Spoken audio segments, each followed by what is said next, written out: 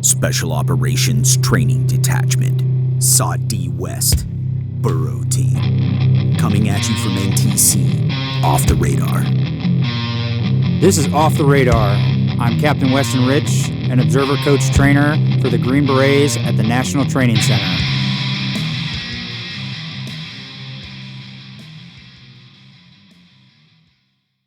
Civil Affairs has a mandate to engage and leverage the civil component, which is to say the population of an area, region, or country. This enables civil affairs to be utilized in peacetime operations, competition, crisis, and conflict. Civil affairs is thought of as the connective tissue between the military and the civilian government, providing both entities with guidance, direction, and support while leveraging both military and civilian capabilities.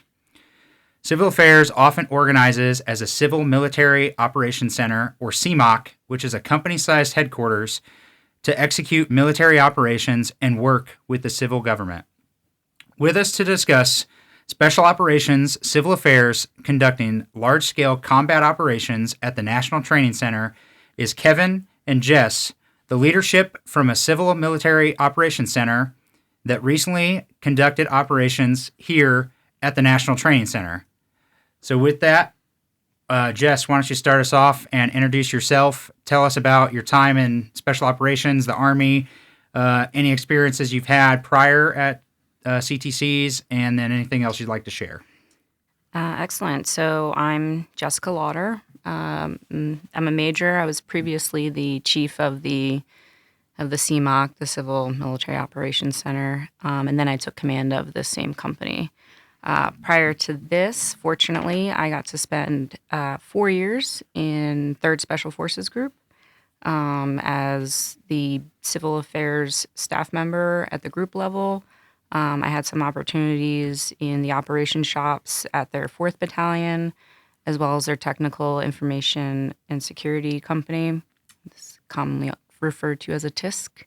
And I also deployed forward as a Civil Affairs planner for them before being a battalion executive officer for 3rd Battalion, 3rd Group for about 18 months.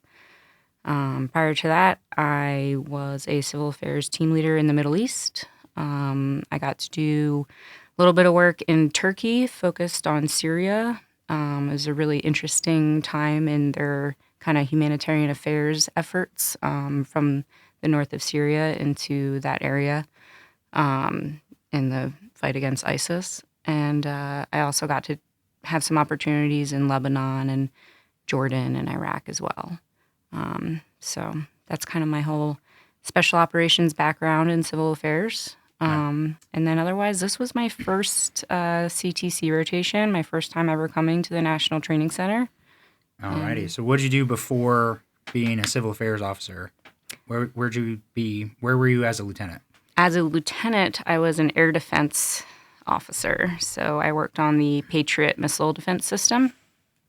It's a super important job, but when you're doing it, I don't know if you've ever watched Thomas the Train when you were a kid. Okay. And you know the band that's in the jukebox? No. Well, there's a band. There's a band that lived inside the jukebox, and they just kind of hung out until someone would put a quarter in, and then they would all get up and play. And that's kind of how I felt waiting inside the tactical control office. It was just a van, and no one ever put a quarter in, so we never really got to play. So it was a little boring. Were you stateside? No, I was in the Middle East. Okay. Yeah. Yeah. Right. So awesome. Well, all right, Kev, tell us about yourself. Well, so currently the Civil Military Operations Center, NCOIC, so running operations within the company of Echo Company. I've been in Echo Company for 3 years now. I did my team sergeant time and then moved on up to the CMOC NCOIC. Prior to that, I've been in 5 of the 7 companies in the 91st. So okay. I've been in HHC. I deployed with Alpha Company to Niger. I deployed with Delta Company to Mali, and then Echo Company to Burkina Faso. Mm-hmm. And then I did a train up to go to Syria with Charlie Company. Didn't end up going to Syria, but I think it would have been cool, but have a little change in pace. Yeah. But I've been in the 91st the whole time I've been in SOF. Never left. Been there since 2017, I believe. Okay. So just grown up there, never left, and it looks like I'm never leaving. How about before SOF? So before SOF, interesting enough, I was a fueler. Okay. So did 3 tours to Afghanistan, 10, 11, 12, 13, and 15. Only one of those I did fuel. So don't really know what I'm doing when it comes to that. Okay. I do know how to turn on the truck to get fuel. That's an important important thing. But I guess the cool part about that was just the different aspects I got to see of the Army. Like I got to do the patrols. My first deployment, my second deployment, I did fuel. And then my third deployment, I was in L&O. And I actually was already selected for CA at that point.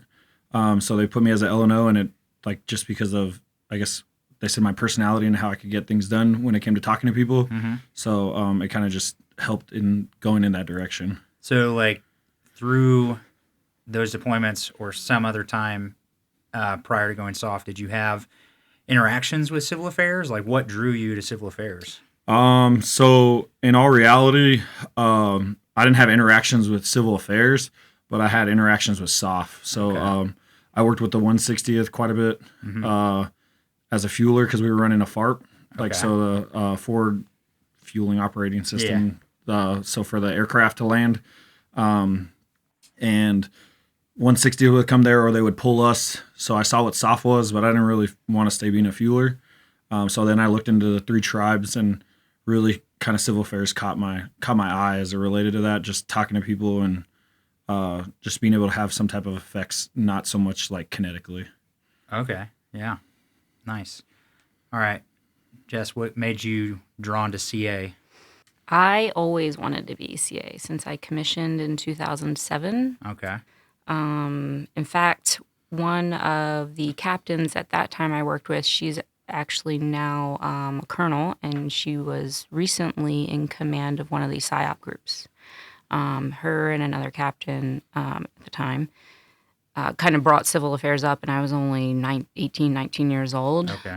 So kind of all of my positions were a means to an end. I wanted to get to civil affairs all along. Okay. And that was, you commissioned into the reserves, right? So I commissioned on active, but because I had my associates, you sign a contract that says within 36 months I'll get my bachelor's, or you can take my commission away and make me private, and I'm needs of the Army at that point. So there's an option to join the Guard if you want, or all you really have to do is be in a university that's related to an ROTC, and then they will put you back on active duty when you get your degree, and they make sure that you take a PT test, etc. Okay. But I did join the New Jersey National Guard, and I was a chemical company platoon leader and then commander, and I wasn't even old enough to drink, and I was like, this is not... That's wild. This is and that's how you met these 2 mentors you... No, I met them at the military school. They were cadre at that military school at the time. All right. Mm-hmm. Were they SOF or were they USIC KPOC? The reservist CA PSYOP. No, they were. Neither of them were CA at the time. Okay. But they just, I guess, they were like, she's always trying to bring in people to talk at the school, and she's always talking them up to like donate a new track or donate new washing machines to the school. And they were like, you should either be a politician or go civil affairs. All right. Well, there you go. There's your plan after the Army. So. Right. Oh, no. Says me.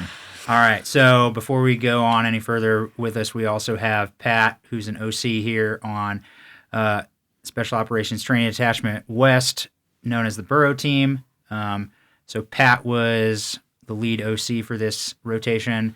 You can give us a brief rundown on yourself there, Pat. Oh, hey there, Wes. Hey, everyone. So it's Captain Pat McCluskey. I'm the lead CA here at SOF D West. Just kind of give a brief overview of how I got into civil affairs. So I was a logistician beforehand. Just really got sold on going SOF. Really liked what civil affairs does. And then, got my selection, got accepted. And then started off as a rear D commander of my unit in 92nd. Then went right into team leader time. Got 1 deployment to Moldova. just coming off of that actually earlier this year. Glad to be here on Borough Team, especially to observe a full CA rotation here that Jess and Kevin led off. Yeah. So glad to be here, learn more about their experience.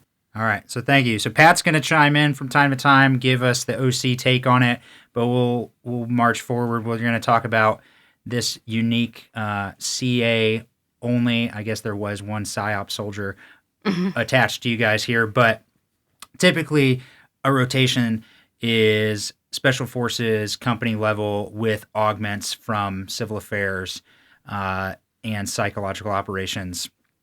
But this was a unique rotation, being a CA civil military or operations center. So with that, what did you guys do to like prepare for this rotation? And like, did you know that it was going to be just civil affairs without any other headquarter unit here from the RSOF tribes? So for the training of the company, we will deploy later this year. So this was kind of the culmination of all of our training around this time, was at the best window for us. Last winter, we kind of chose NTC, and it was like, wow, I really hope, that we get a third group partner, but if not, like, anybody's great.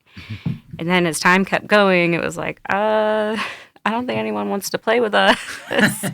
So there became a question of, do they send our company as, CA only, because there was no other SF partner that would be able to join us. And I was kind of fighting for wanting to come no matter what, because for a company level operations center to really get the opportunity to work together through an operational problem with tactical issues and a scenario that's got the depth and the breadth, you have to come to a CTC.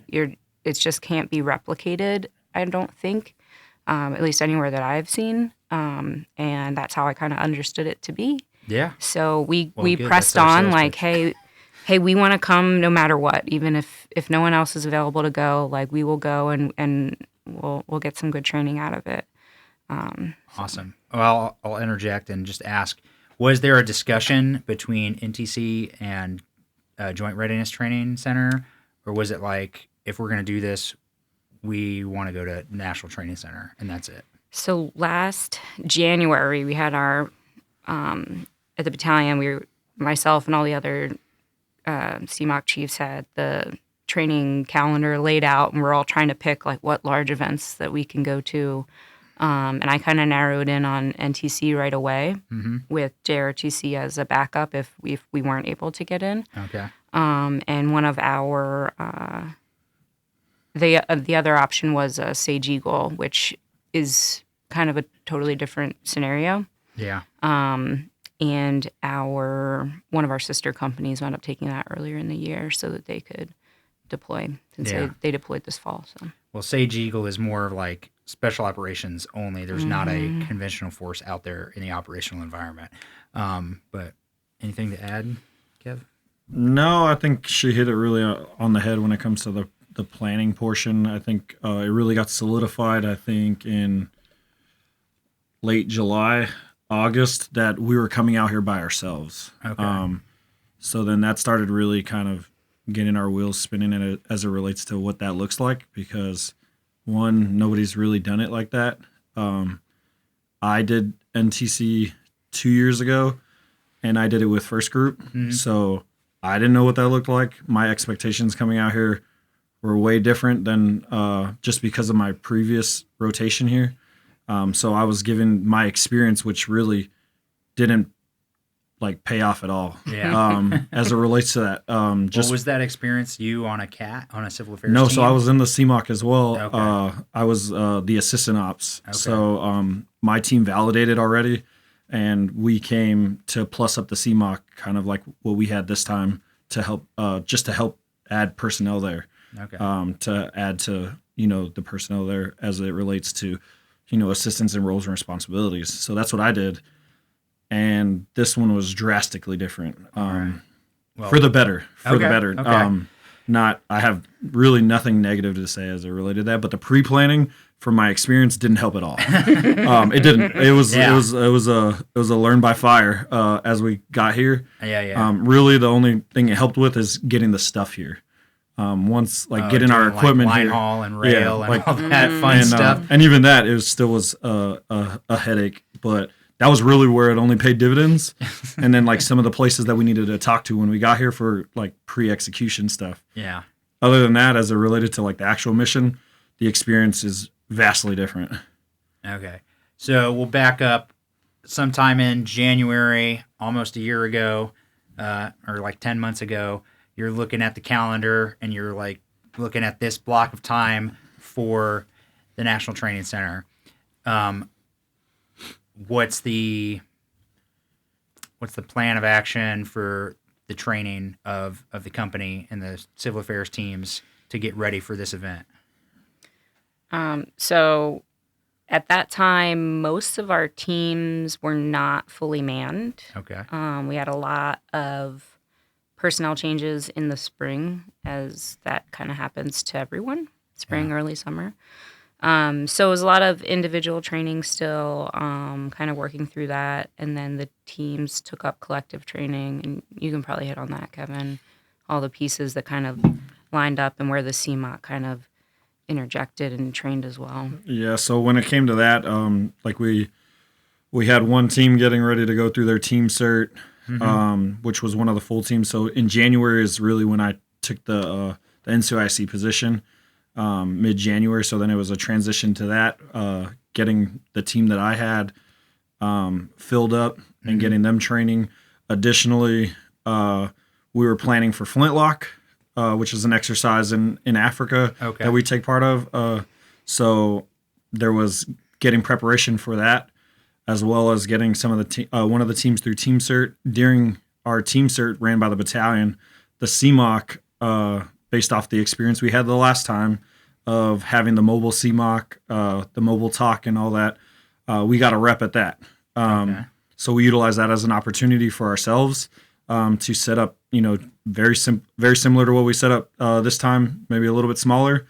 We used it. We had 4 people do it that time, but was that in Flintlock or at home? No, this was at during the team cert at home station. Okay, gotcha.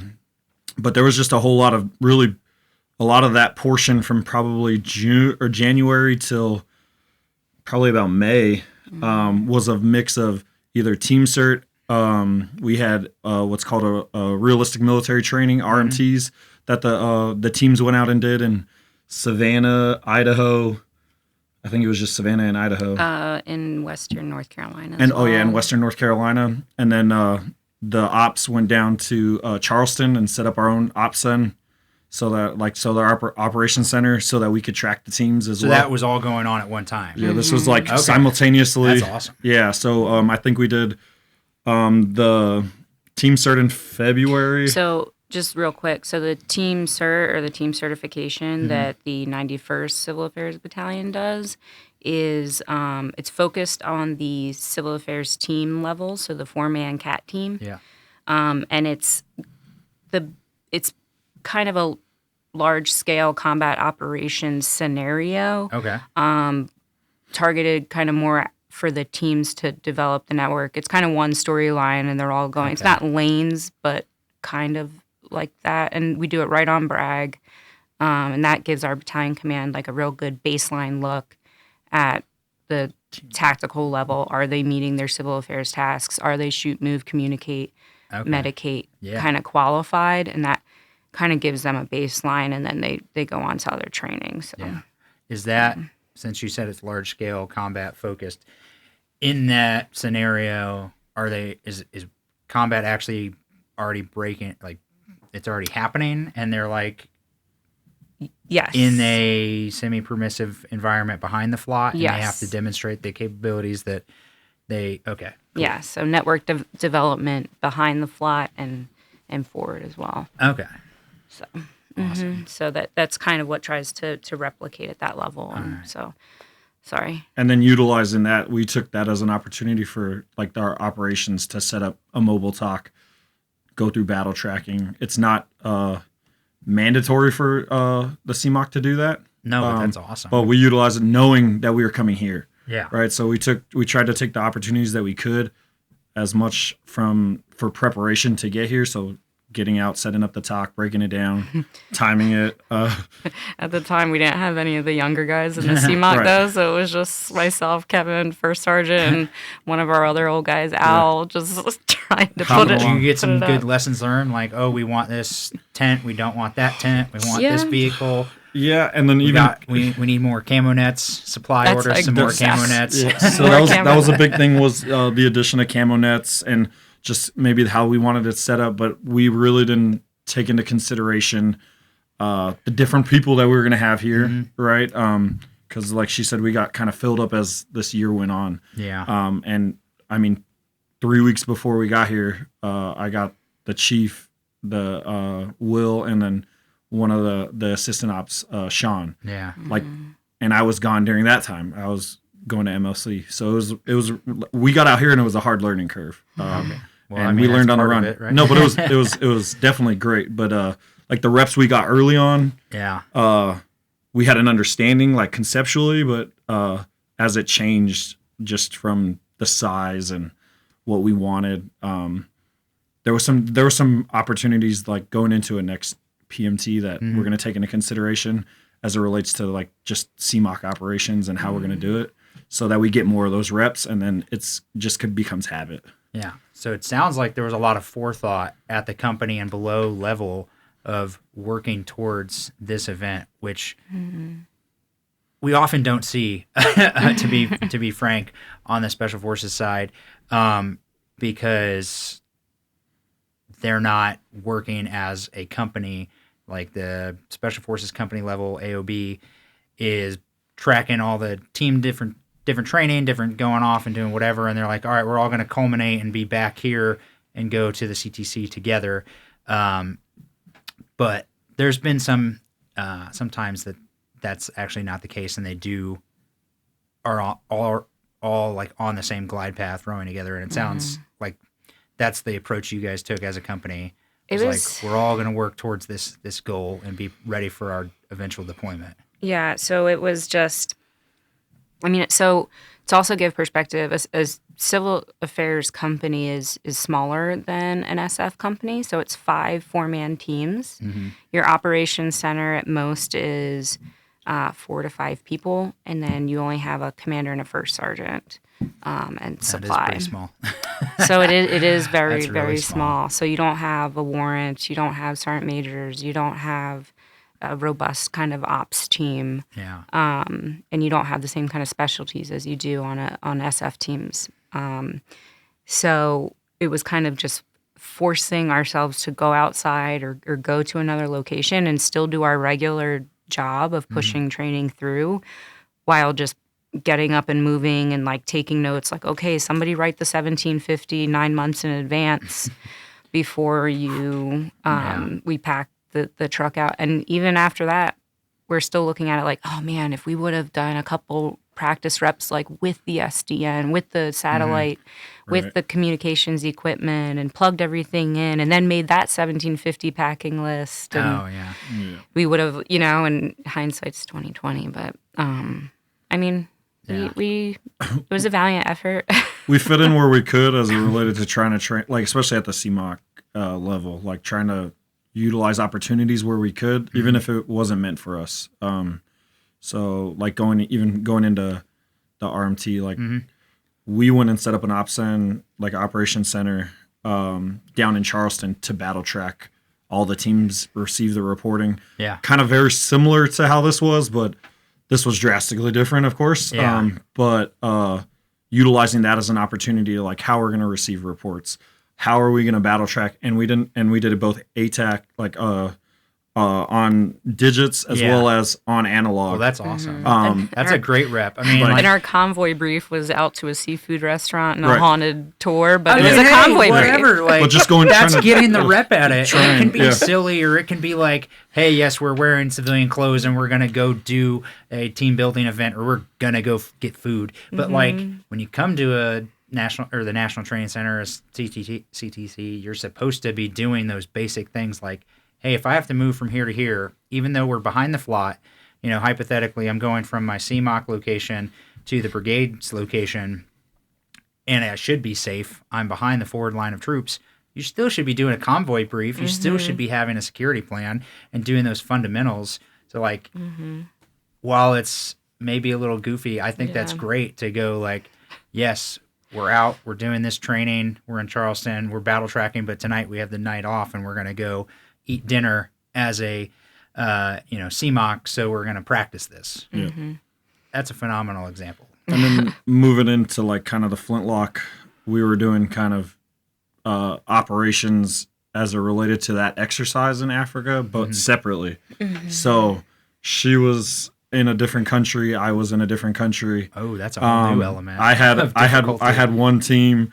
She had two teams, or three teams, two or three teams. I had two, and then with you specifically. Yeah, and then we had our deputy in that's right. another city of me with one more team. Right. So doing that and still being able to coordinate or talk operations or what, how we can do things better as it related to what our specific role was. Yeah. Reporting requirements and things of that nature. Were you guys, through both of these examples, were you doing battle rhythm events? Were you having ops intel syncs? Were you doing We did. some other things at the company level to be aware of the whole situation? I mean, you're saying you're tracking digitally and analog, but I'm just curious what the battle rhythm we did was. do I think it was just group phone calls between myself, Kevin, and the deputy in the other town, and gave the, all right, these guys are going to meet with their vendor today to secure all their supplies. My guys are going to have their medical civil action program today from this time to this time with 900 expected civilian patients, et cetera. Yeah. So we would kind of just meld it together. And then at the same time, each person, so myself, Kevin, and our deputy, Jeff, at the time, we were also working with the trainees in the exercise as their staff sections. So we were mentors to their non-lethal effects section. They don't have civil affairs specifically or PAO, but it was just kind of all the weird, squishy people that you're not sure what section to put them in. We usually get them and work non-lethal effects. Yeah, and that's the partner force? Yeah. Okay. Different countries. I think 38 different countries were involved. Something like that. Wow. And just being able to if there was things that I was questioning, having that initial contact or that one point of contact when we were, talking through the day of what was going on for the next 24, I was like, hey, I'm running into this issue. What do you think I should be going about? Or, so it was utilizing her knowledge or Jeff's knowledge or however it may be to try and work through issues from our different countries. Mm-hmm. So, and that may be something that we may be looking at when we deploy. We don't know that, but having that rep as well. Yeah, no, for sure. So, Kevin, earlier you mentioned maybe it's in the future, a pre-mission training.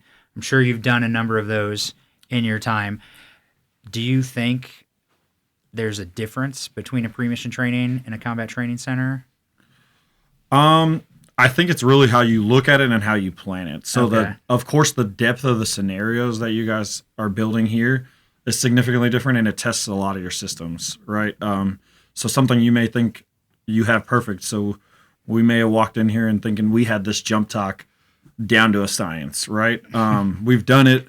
We've done the analog. We came in with that thought process, but you get here and really the training that you do up to it, you're still going to learn so much here, significantly. What I'm looking at more is the reps were us as a CMOC can get for the next rotation, whether it's, come here, whether it's Sage Eagle, whatever it may be.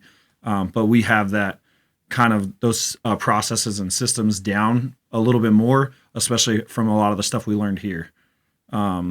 Just this rotation itself. So just kind of looking into the future, if I potentially take a first arm position, how I would be hey, maybe while the teams are out, no matter what, we're not sitting back here, hanging out, doing battalion stuff. We can do the same thing out in the woods with them, and we set up the talk and we do everything that we need to in preparation for whatever it may be. But I think it's just continuously doing that rep, maybe not once every 6 months, but maybe once every month, once every 2 months, like even if it's for just a day, Yeah. right? But going through that. Okay.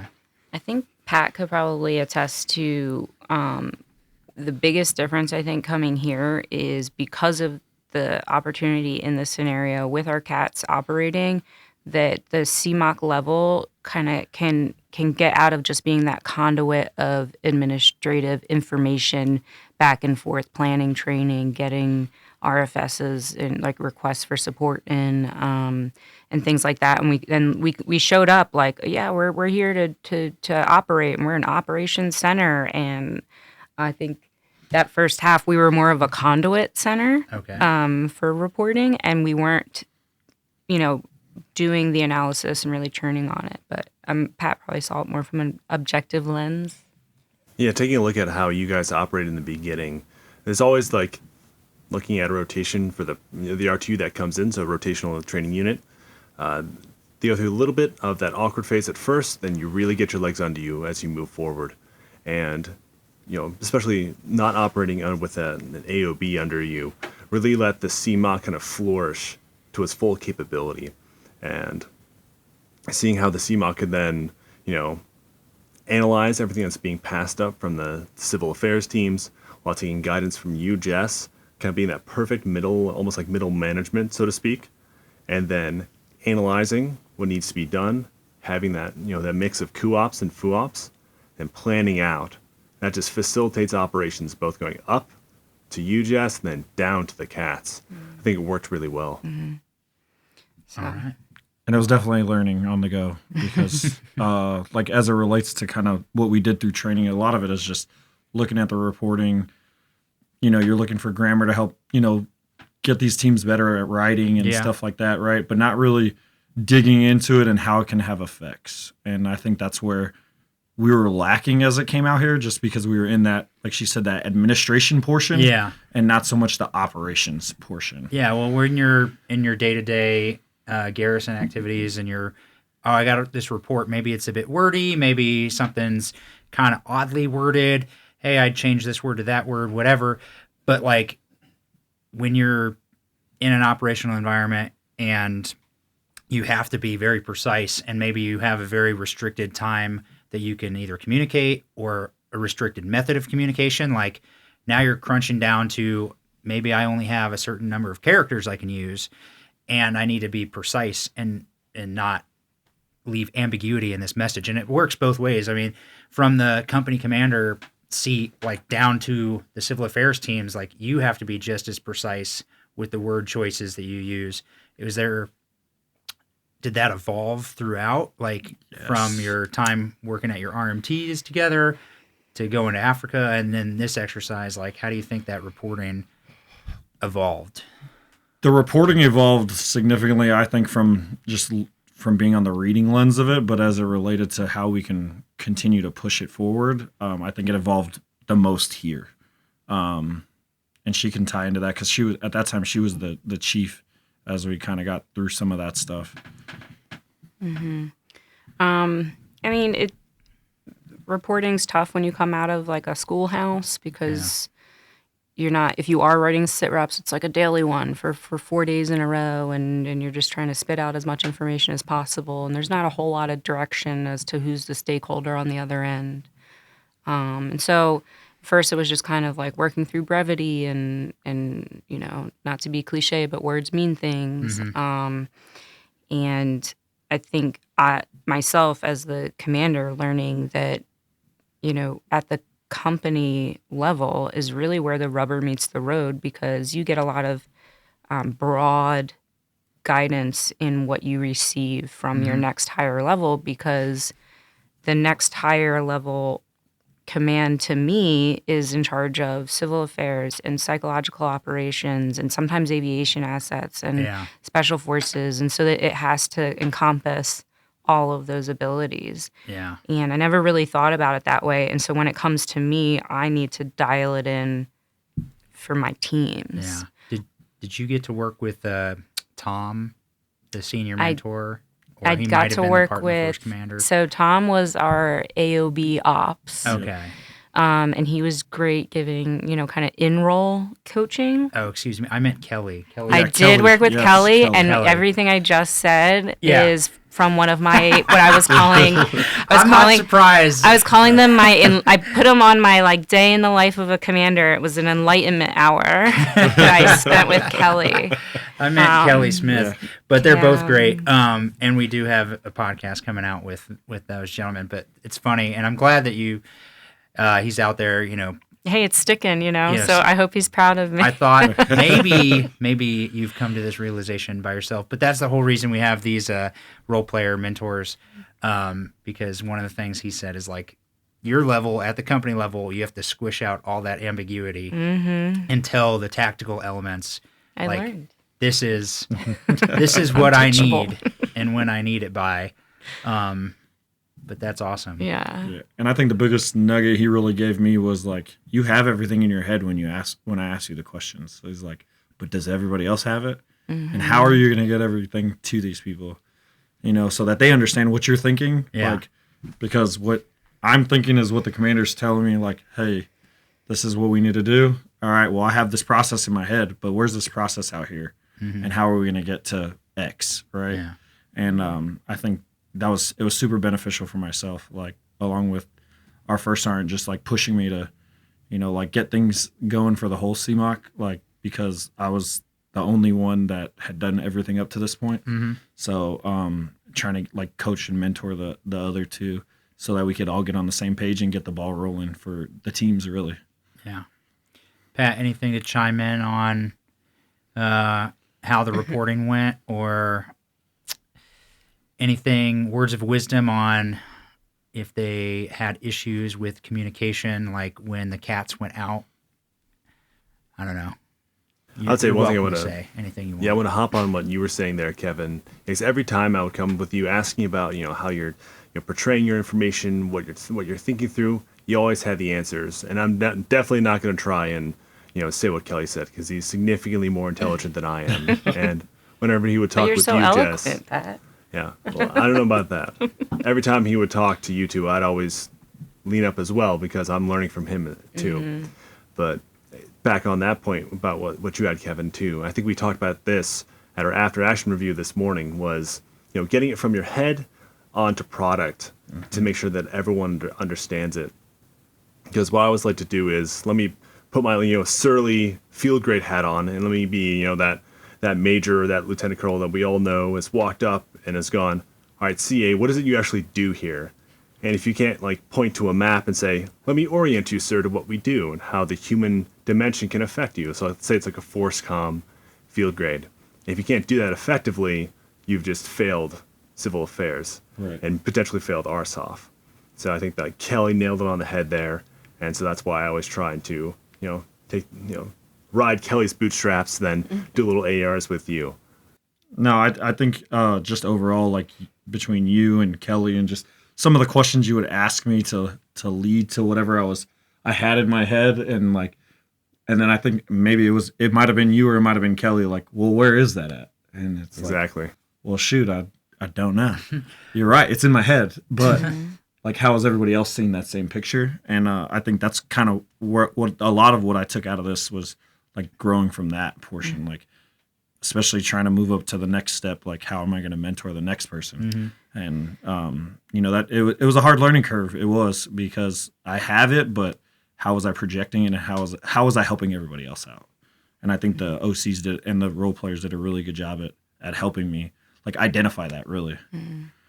If I could add something to the reporting piece that I think is unique to this rotation, because we didn't have a special forces company with us, was the assessments that our teams would do, and the reasons why it was important. A lot of times teams will do an assessment, they'll identify a lot of opportunities, but they're not really giving recommendations on what this opportunity could do. I met someone who owns we'll just go with a trucking company, but he also has lots of storage, and he's got this huge warehouse that he never really uses. Yeah. And what could that be used for, across the tribes, whether it's to be used as storage, to be used as like a command center, to be used in these other opportunities, or maybe even the other side of the coin. And it was really kind of helping our teams realize that these assessments they do aren't only for, just soccer balls and wells, it's not just all fun and games. It's, the different uses for all of these opportunities of what they're working for. And it was helpful for our CMOC level to see it. And it was helpful to like push our teams through that reporting to like think that one extra step, because in this case, the AOB was constructed. So if we didn't communicate exactly like what a recommendation was for this assessment of an electrical tower, this assessment of an airfield, for logistics or medical networks, if we didn't really push the why on that for their reporting, we wouldn't have really had to if there was an AOB here, because they would see it and they would be like, oh, okay, and then probably generate questions. Yeah, the ODA to the CA team will have that conversation, and it won't really get anywhere. And the SODIF is like, okay, cool, things are happening, and so it really helped push both the company and the tactical level to kind of really understanding the bigger picture about why that access and placement for a civil affairs team going somewhere completely identified like, hello, I am the civil affairs team, and someone owning this POL facility is like, great, come look at my control room, and all these other opportunities, and I think that was what made it significantly unique to this rotation, was that we had to push ourselves through that. Yeah. It was a forcing function, and it was a really good forcing function. Drives home the point of like, you're just not going to send data, points of information, but like you got to follow it up with the so what and the so why, so that like the commander is informed. And if you have recommendations, like provide those at any level. Thank you for listening to this episode where we discussed civil affairs preparing for an NTC rotation, the importance of reducing ambiguity in reporting, and creating a shared understanding. In next episode, we're going to talk about how the CMOC communicated with the Brigade, the targeting cycle, and nesting effects with the conventional force. Thank you for listening to Off the Radar, where RSOF prepares for conflict. Like, subscribe, and share on your listening platform.